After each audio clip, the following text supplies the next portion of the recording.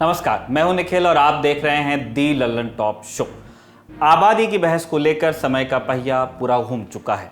भारत एक वक्त population explosion की बात करता था। सरकार लोगों को समझा समझा कर थक रही थी कि आबादी बढ़ने का नुकसान क्या हो सकता है। फिर अचानक भारत को अपनी आबादी में प्रगति का अवसर नजर आने लगा, क्योंकि युवाओं की तादाद बढ़ती जा रही थी। तो बहस इस पर आ गई कि डेमोग्राफिक डिविडेंड का लाभ कैसे लिया जाए। अब एक बार फिर जनसंख्या के बढ़ने में समस्या को रेखांकित किया जा रहा है। बढ़ती जनसंख्या की चिंता असम के मुख्यमंत्री हिमंत बिस्वा शर्मा को भी है और यूपी के मुख्यमंत्री योगी आदित्यनाथ को भी। यूपी सरकार 2022 में होने वाले विधानसभा चुनाव से ऐन पहले एक बिल का ड्राफ्ट ले आई है, जिसमें 2 से ज्यादा बच्चों वाले लोगों को पंचायत चुनाव लड़ने पर रोक लगाई जाएगी। उन्हें सरकारी नौकरी और सरकारी सब्सिडियों से भी दूर किया जाएगा, ये प्रस्ताव है। तो दिन की बड़ी खबर में आज हम यही समझेंगे कि जनसंख्या आखिर है कितनी बड़ी समस्या 2021 में। कि जनसंख्या वाकई इतनी तेजी से बढ़ रही है कि उसे काबू करने के लिए बिल की जरूरत है, और क्या इसके लिए राज्यों को आक्रामक नीतियां बनानी चाहिए। लेकिन पहले देखिए ये वीडियो।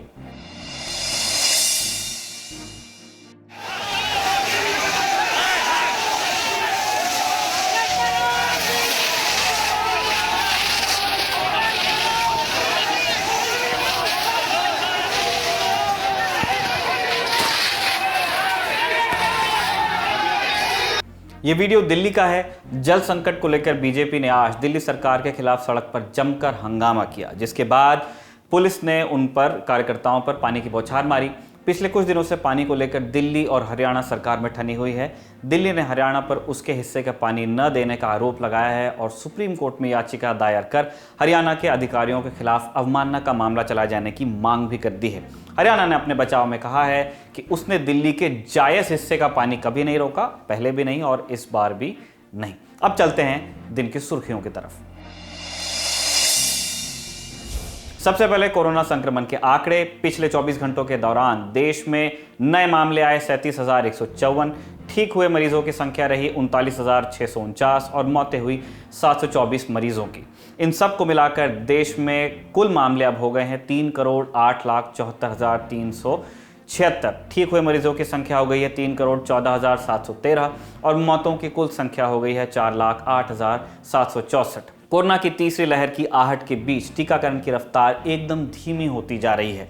21 जून को सरकार ने वैक्सीन पॉलिसी में बदलाव कर जिस मेगा वैक्सीनेशन ड्राइव की शुरुआत की थी, वो पटरी से उतरता दिख रहा है। जिस मेगा वैक्सीनेशन ड्राइव की शुरुआत में बड़े बड़े बैनर पोस्टर लगाकर मोदी जी को थैंक यू बोला गया, वो हफ्ते भर में ही हाँकने लगा है। कोविन पोर्टल पर उपलब्ध डेटा बताता है कि 21 जून यानी रिकॉर्ड वाले दिन 91,74,000 लोगों को वैक्सीन लगाई गई।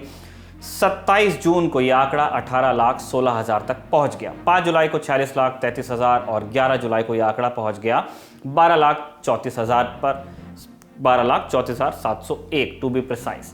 पिछले 24 घंटों में इतने ही लोगों ने वैक्सीन की खुराक ली है। 11 जुलाई को लेकर यह तर्क दिया जा सकता है कि इस दिन तो रविवार था और इसीलिए खुराकें भी कम लगी।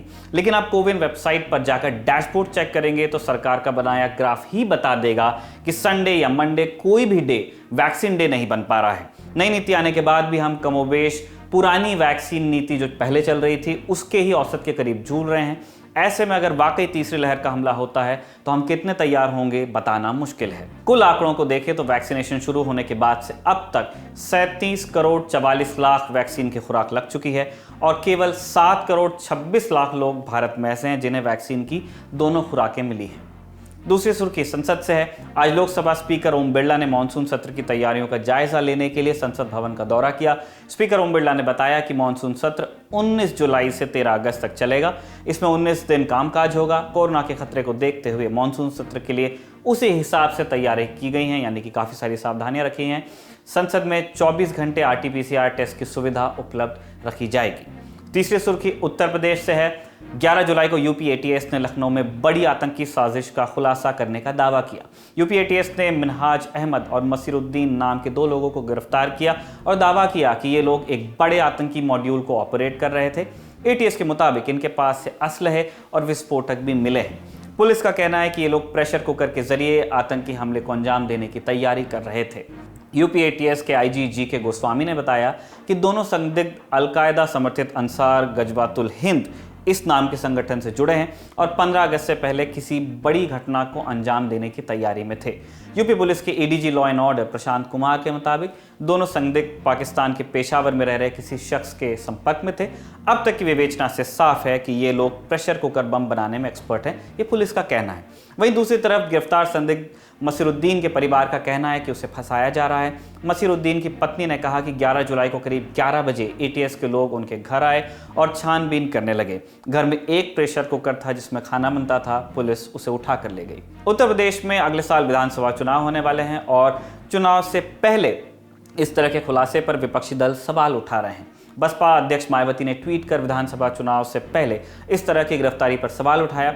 उन्होंने कहा कि अगर पुलिस का दावा सही है तो यह गंभीर मामला है और इस पर राजनीति नहीं होनी चाहिए, लेकिन चुनाव करीब आने पर इस प्रकार की कार्रवाई लोगों के मन में संदेह पैदा करती है। अगर इस कार्रवाई के पीछे सच्चाई है तो पुलिस इतने दिनों से बेखबर क्यों रही?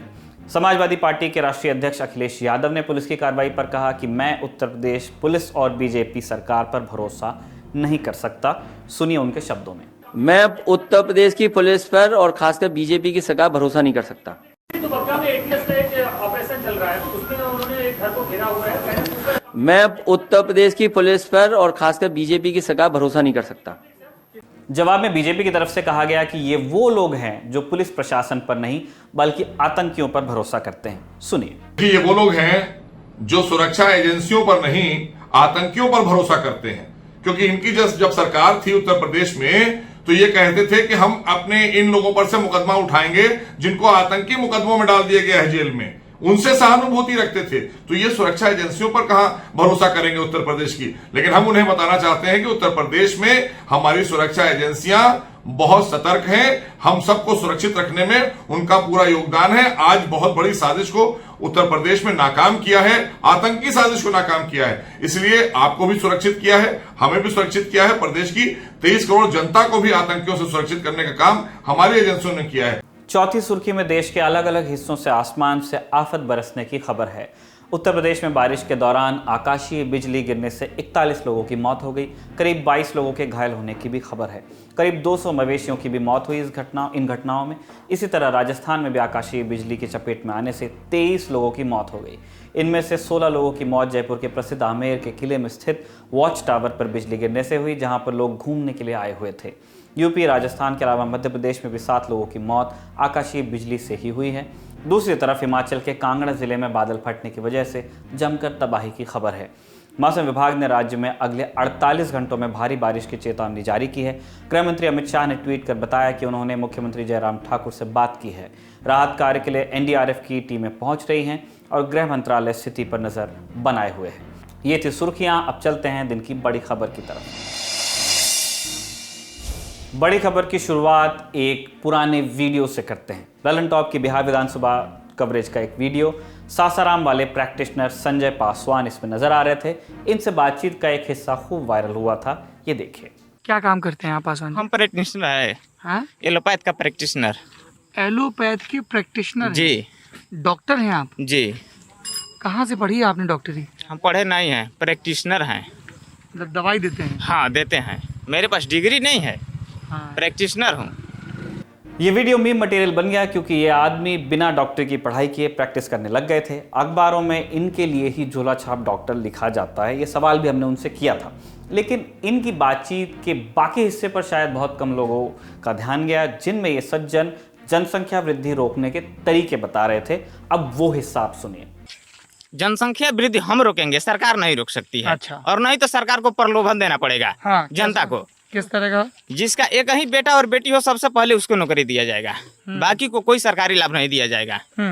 और जिनका पुत्र या पुत्री है ही नहीं, उसका पूरा पेमेंट जब तक उसका मृत्यु नहीं होता है सरकार उसका पालन पोषण करे।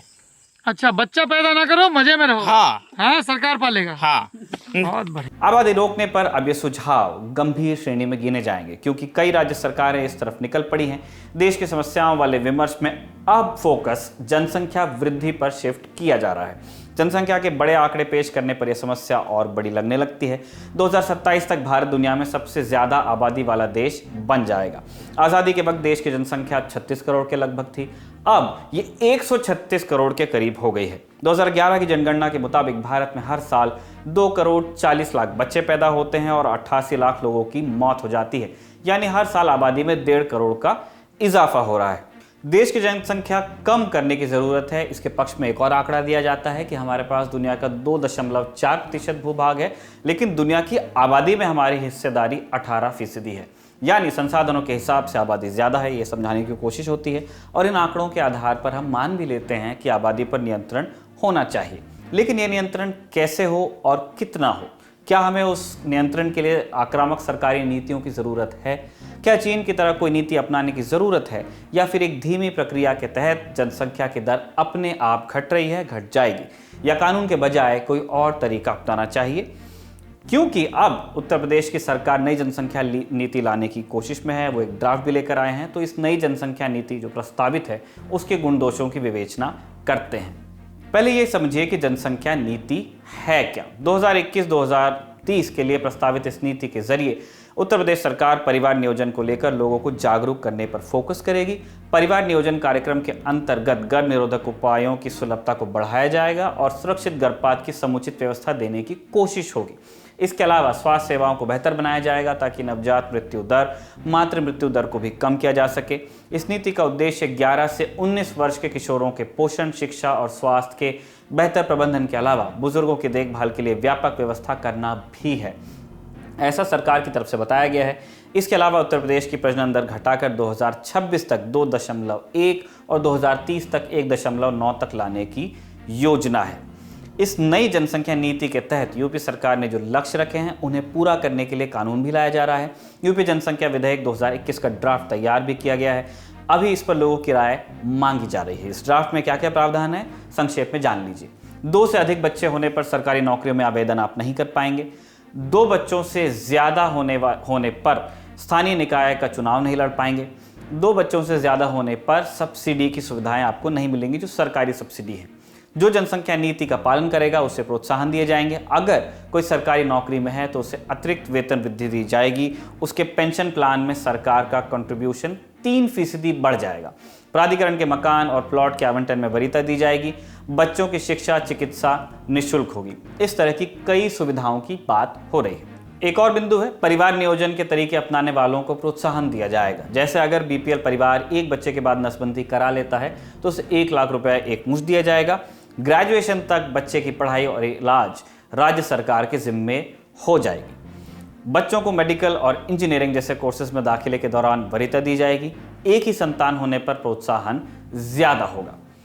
एक और बिंदु है कि इसमें कोई दंडात्मक प्रावधान नहीं रखा गया। जो व्यक्ति बातों को नहीं मानेगा उससे प्रोत्साहन नहीं मिलेगा। बस यही मूल फॉर्मूला है। विधि आयोग की सिफारिशों के आधार पर यह जनसंख्या विधेयक का ड्राफ्ट तैयार किया गया है।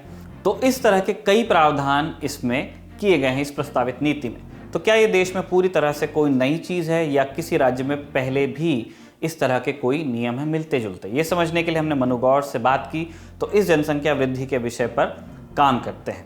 प्रावधान लेकर आए हैं। तो आज तक हमारे देश में कई राज्य ऐसे हैं जो लोकल बॉडी इलेक्शंस में, सरकारी नौकरियों में, अलग अलग चीजों में अपने सरकारी ये प्रावधान लेकर आए हैं। पहले भी उत्तर प्रदेश में ही सरकारी नौकरी में जिनके 2 बच्चे तक होते थे या छोटे बच्चे की आयु, उसमें नियम था कि छोटे बच्चे की आयु 10 वर्ष से ज्यादा होनी चाहिए या आपने नसबंदी करा ली हो, स्टरलाइजेशन सर्टिफिकेट आपके पास होना चाहिए, तो सरकारी नौकरी में उन्हें एक इंक्रीमेंट जो है वो एक्स्ट्रा मिलता था।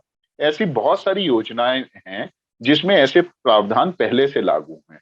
इनकम टैक्स पेयर्स जो होते हैं उनके इनकम टैक्स रिटर्न फाइल करते हुए सिर्फ 2 बच्चों के लिए ही ट्यूशन फी में एग्जेम्पशन मिलता है, तीसरे के लिए नहीं मिलता। उनकी हॉस्टल फीस में सिर्फ 2 बच्चों के लिए एग्जेम्पशन मिलता है, तीसरे के लिए नहीं मिलता। तो बहुत सारी जो गर्भवती महिलाओं को 6,000 रुपए का प्रेगनेंसी सपोर्ट गवर्नमेंट की तरफ से दिया जाता है, वो 2 महिलाओं के लिए होता है, पहली 2 प्रेगनेंसीज के लिए होता है। तो ऐसे बहुत सारे नियम पहले से ही मौजूद हैं। और ये एक, क्योंकि हम लोग दुनिया के पहले देश थे जिसने पहला official family planning programme launch किया 1952 में, और आज तक हम इतने बढ़ चुके हैं कि हम दुनिया के पहले देश हो गए हैं आबादी की दृष्टि से। तो इसका मतलब हमारी जो पॉपुलेशन पॉलिसी है वो कहीं ना कहीं फेल हुई है।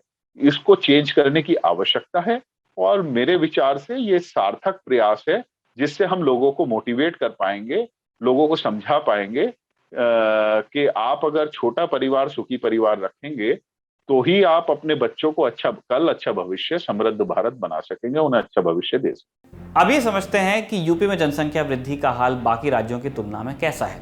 जनसंख्या वृद्धि का पैमाना फर्टिलिटी रेट या प्रजनन दर को बनाया जाता है।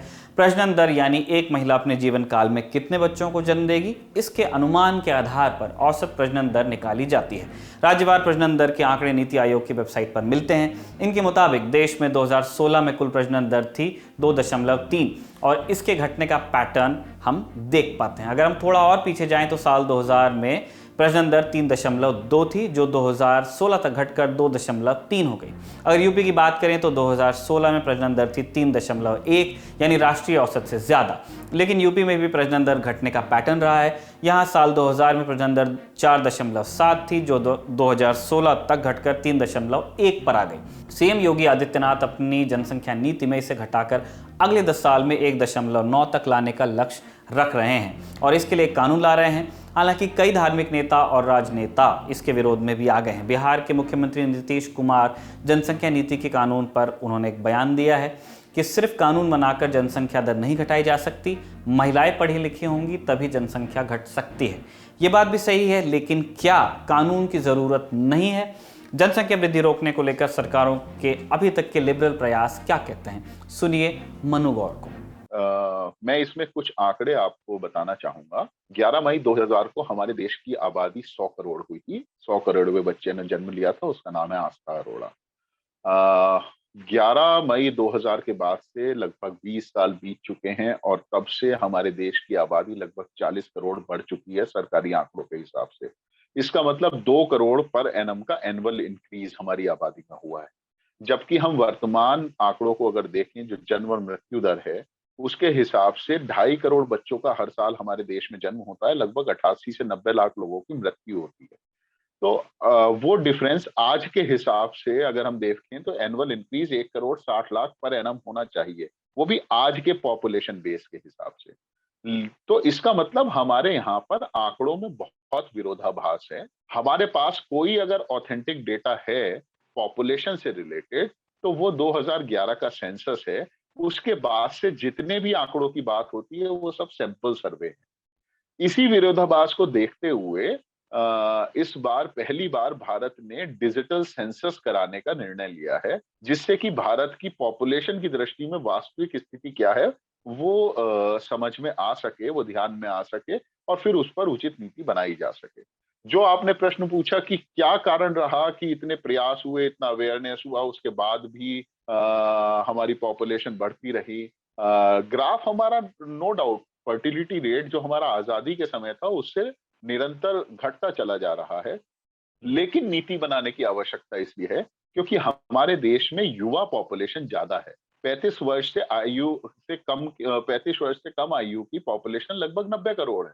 और अगर हम आज ही 2 बच्चों की नीति को लागू करते हैं, या हम ये मान लें कि हम आज के बाद कोई भी दंपत्ति 2 से ज्यादा बच्चों को जन्म नहीं देगा, तब भी हमारी जनसंख्या में अगले 35 वर्षों में लगभग एनी हाउ 90 करोड़ बच्चे का जन्म कम से कम होगा ही होगा, उसे कोई नहीं रोक सकता।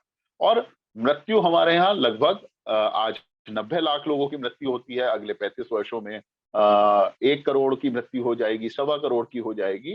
तो हमारा एनुअल इंक्रीज हमारी आबादी का मोमेंटम के कारण, क्योंकि हमारा रिप्रोडक्टिव एज में ज्यादा पॉपुलेशन है, इसलिए उसके बाद भी हमारी आबादी बढ़ेगी। तो कानून लाना इसलिए जरूरी है कि हम अगर कानून अभी नहीं लेकर आए, नहीं लोगों को रोका गया, तो अगर 2 से ज्यादा बच्चों का जन्म होता रहा, क्योंकि हमारे देश में 2011 के सेंसस के हिसाब से 34 करोड़ विवाहित महिलाएं वो थी, जिसमें से लगभग 15.5 पौने 16 करोड़ ऐसी थी जिनके 3 या उससे ज्यादा बच्चे थे, और 18 करोड़ समथिंग ऐसी थी जिनके 2 या उससे कम बच्चे थे। तो जिस फर्टिलिटी रेट की कि वो 2.1 आ गया है, कम आ गया है, ये तो सब सैंपल सर्वे हैं। इसीलिए ऑथेंटिक डेटा 2021 के सेंसस की रिपोर्ट होगी, जो अब होगा, उसी को ध्यान में रखते हुए उचित पॉलिसी बनाने की आवश्यकता। हमने देखा है कि पिछले कई सालों में जनसंख्या वृद्धि वाले विमर्श को एक समुदाय विशेष के आसपास रखा जाता है। हमने कई ऐसे बयान सुने होंगे जिनमें मुसलमानों पर जनसंख्या बढ़ाने का आरोप लगाया जाता है। इनमें कितनी सच्चाई है ये भी समझते हैं। आंकड़ों के सहारे समझते हैं कि हमारी जनसंख्या वृद्धि घट रही है या बढ़ रही है। क्या किसी समुदाय विशेष में जनसंख्या वृद्धि दर बढ़ रही है? धार्मिक आधार पर प्रजनन दर के आंकड़ों की तुलना करते हैं और ये आंकड़े जुटाता है national family health survey, short में कहते हैं NFHS। इसके 2004-05 के आंकड़ों के मुताबिक मुसलमानों में प्रजनन दर 3.4 थी। इसको थोड़ा और सरल करके बताएं तो औसतन हर 10 मुस्लिम महिलाओं के 34 बच्चे होते थे। हिंदुओं में 2004-05 में प्रजनन दर 2.6 थी, यानी औसतन 10 महिलाओं के 26 बच्चे। इस तरह से समझा जा सकता है, बिल्कुल एग्जैक्ट इसी मैथ पे काम चलता नहीं। यानी हिंदुओं के बजाय मुसलमानों में प्रजनन दर 30.8% ज़्यादा है।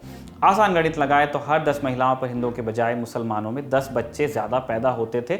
लेकिन ये पहले की बात है और ये एवरेजेस में हम निकाल के बता रहे हैं। ये बात हुई 2004 और 5 वाले सर्वे की। अब लेटेस्ट सर्वे पे आते हैं। 2015-16 में आया नेशनल फैमिली हेल्थ सर्वे ने धर्म के आधार पर प्रजनन दर के आंकड़े दिए। इसके मुताबिक हिंदुओं में प्रजनन दर 2.6 से घटकर 2.1 रह गई।